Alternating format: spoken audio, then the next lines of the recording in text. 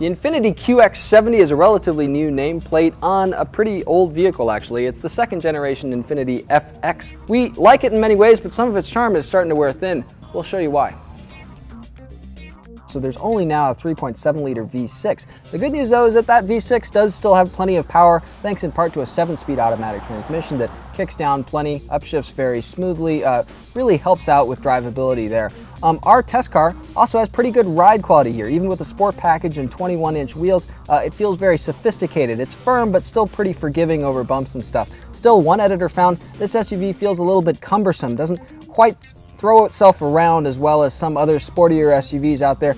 I kind of agree with that. If you're really going to just drive this like a sports car, it does feel a little bit nose heavy, pushes a little bit into corners. Now, most SUV drivers aren't going to be doing that, of course, and for most daily driving duties, the QX70 does feel like a bit sportier SUV, definitely fits its premium cachet.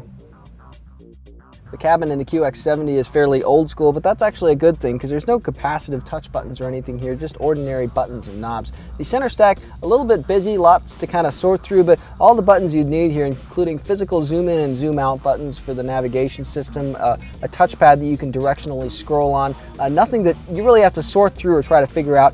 It's all right there when you need it to be. Soft touch materials here all the way down to your foot level, which is very nice. It's very consistent look and feel across all levels of the cabin.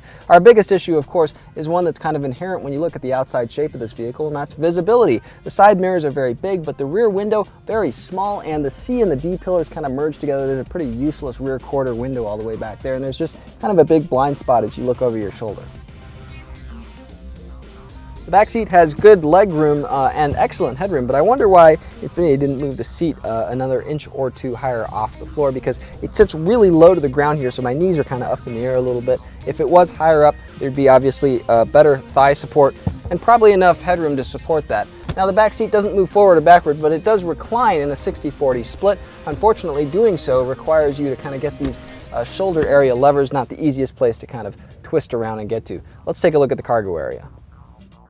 Another utility drawback because of this SUV's shape is cargo room. About 25 cubic feet of space behind the rear seats, enough for things like a stroller and stuff like that. About 62 cubic feet if you fold those seats down, which is pretty easy to do here thanks to these handles in the cargo area. Still, the QX70 overall has cargo space that's more equivalent to traditional small luxury SUVs like the BMW X3, midsizers like the Lexus RX, the Mercedes-Benz M-Class. Those have more space back here. The QX70 starts around $47,000, goes all the way up to about $60,000 fully loaded with all the factory options. That puts it right in the thick of RX and M-Class territory. Obvious utility disadvantages versus either of those, and other small SUVs actually feel a little more nimble. And so the QX70 still has some fun baked into it, especially given what it is, but I gotta say, kind of close to time for a redesign.